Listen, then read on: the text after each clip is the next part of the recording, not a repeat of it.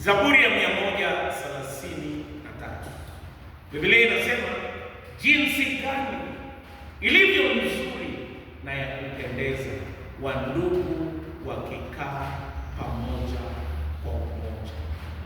Ni kama mafuta yateremkayo, mafuta ya thamani yateremkayo ndevuni mwa ng'ombe, yapita upindo wa mavazi yake. Ni kama umande wa mlima Hermoni. Hapo ndipo Bwana anaamuru baraka. Leo niruhusu kwa dakika moja niongee kuhusu baraka ya umoja. Uko na baraka ya kukaa pamoja kwa umoja. Kitu cha kwanza, watu wakikaa kwa umoja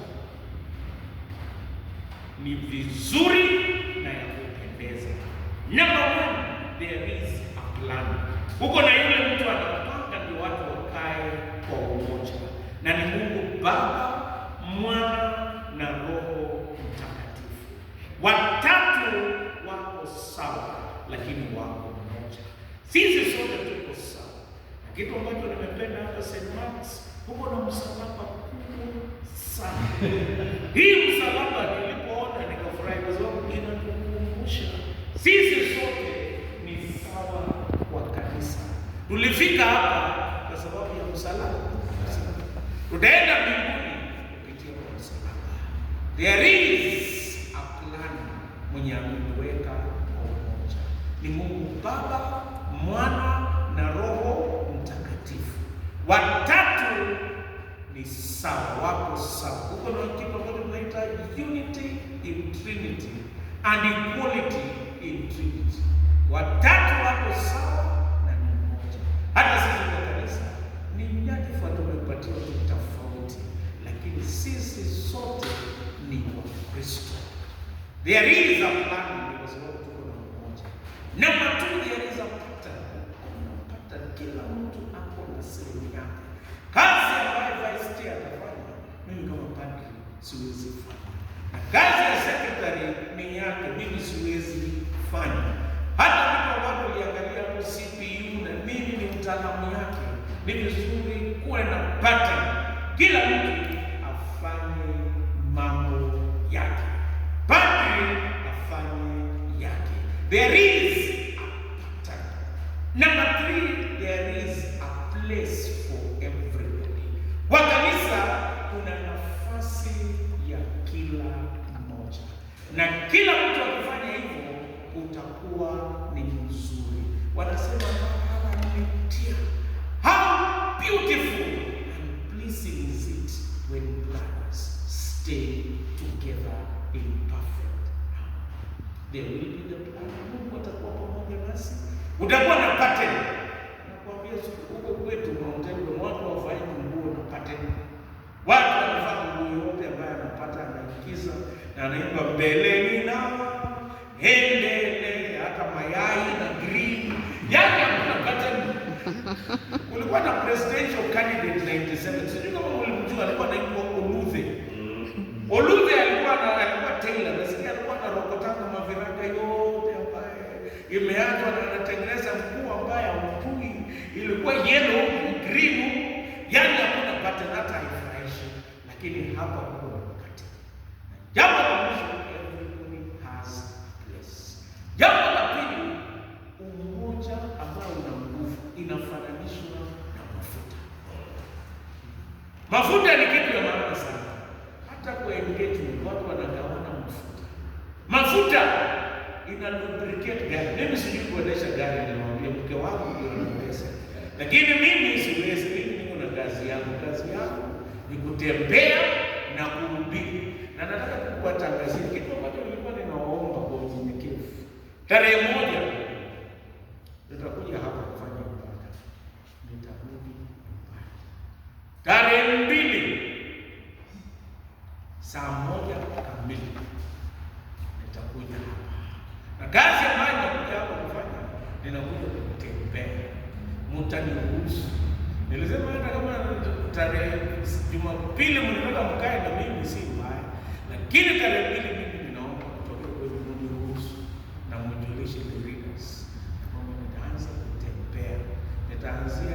za mama. Nikiwe hii maboma ya watu, mniruhusu niwaombee. Hata wako na watoto nyumbani, nataka nianzie mwisho, naenda kuanzia mwisho. Sisi nasema mimi si wagari mimi. Sasa nitakanyaga tarehe 2 na tarehe 3 nitaanzia hapa mapema saa 6. Mungu akinisaidia saa 6 niende ubadilike nione tu, ni kuona na kutembelea Wakristo. Vile nikafanya, mtaniachia hiyo kazi yangu, mnipe tu leaders ama vijana wenye wanaweza kutembeza tarehe. Na siku hiyo nikija, nafikiri nitakuja na mama asubuhi, aonane na church wote, muangalie nitalala wapi, mama ashughulike, yeye arudi huko, mimi nitakuwa hapa tarehe 2, 3 na 4. Sasa nikumaanisha hivyo ni vile nitakuwa nina operate saa zingine panapo majaliwa yake. Kitu cha kwanza ni kama mafuta inaondoa harufu mbaya. Mafuta inaondoa friction. Tena ni kama umande inatoa kiu, maji inatoa kiu, inaleta usafi na mwishowe umoja. Hapo ndio baada ya Mungu anaamuru baraka. Mungu wa amani awabariki. Nimesema mambo matatu: tuwe na umoja ambayo umoja huu ni mzuri na ya kupendeza. Ninaomba kila mtu ajue mwenye anatupanga ni Mungu, na wacha Mungu atupange.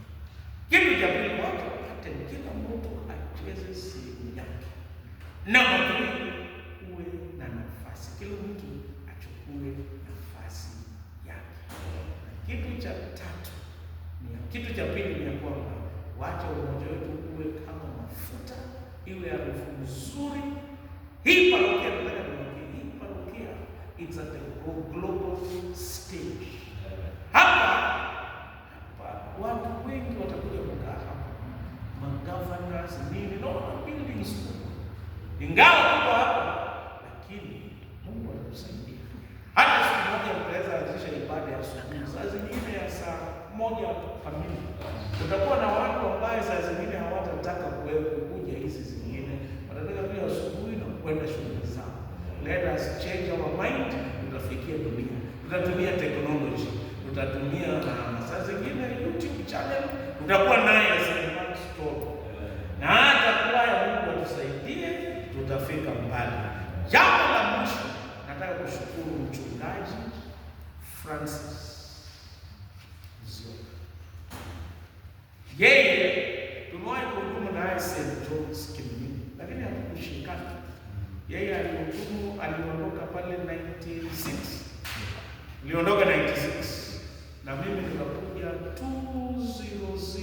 2007. Yaani tulipitana miaka 11. Miaka 11. Lakini leo Mungu amepata, tumepitana na siku moja. Ya Mungu ni mengi. Anaweza kubadilisha from 11 years to 1 day. Kwa hiyo nataka nikwambie, bado wewe ndio vipi mpaka tarehe 31 saa 6 ya usiku. Utokee baada ya siku hiyo, sasa mimi formally and legally nitakuwa vika. Na nataka niwapatie shuhuda moja nikienda kuketi chini. Ureport kwangu haikuwa rahisi. Si ati kwa sababu tolo mbaya, ni kwa sababu ya historia. Najua kila mtu ako na style. Kila mtu ana historia. The last parish nilireport, tena mke wako ndiye amenisindikiza. Nilikuja, ilikuwa eneo naso ziwezi sana, hata nikashukuru Mungu sikuenda na mtoto. Nikakuja, Mungu wangu akapiga mega magoti yangu, nikapiga kwea kuona uwe. Mungu wangu akapiga mega magoti wewe pale. Kufika mbele, wakati nimekaa kiti, leo vuta kiti, nikasimama. Sasa ile nageuka hivi, mtu akachukua kiti akanichapa hapa. Niko na alama hapa. 2 years ago. That's the last parish in Sabbath. Damu ikatiririka kwa mapazi. Nikasema nitoroke parish ama nisitoroke, nikasema sita. Nikatoka nje na Wakristo wachache wakanifuata. Uzuri hiyo kanisa, iko kanisa ingine mzee pale yenye ilijengwa na mchungaji Toti. Nikaenda kwa hiyo kanisa mzee. Nilipofika hapo Wakristo kama 70 wakanifuata. Nikahubiri. Na hata ukienda kwa YouTube channel yangu nilihubiri for 3 minutes. Kwa sababu nilikuwa dehydrated. Ndio nikaenda hospitali. Kushonwa kama naongojea wageni wagonjwa, nikahubiria watu wenye wako hospitali. Nikaenda kwa polisi. Lakini so reporting ilikuwa ni changamoto, lakini leo nimekuja na watoto wote na nashukuru hapo kwa hiyo madhabahu leo nimeombewa, hata hiyo history imeisha. Na niliombewa na mchungaji pale, nikaombewa watoto wakaombewa sana kwa hiyo madhabahu ikafuta yote. Na sasa mimi niko tayari, nitakuja kufanya ibada ya tarehe 1 na nitamwambia nitakaa na nyinyi tarehe 2, mkisema ni sawa, tarehe 3 na tarehe 4 nifanye ibada. Curate yule nimetaka siku hiyo tarehe 11 mimi niende ndo Kiringe tuko yeye akuje.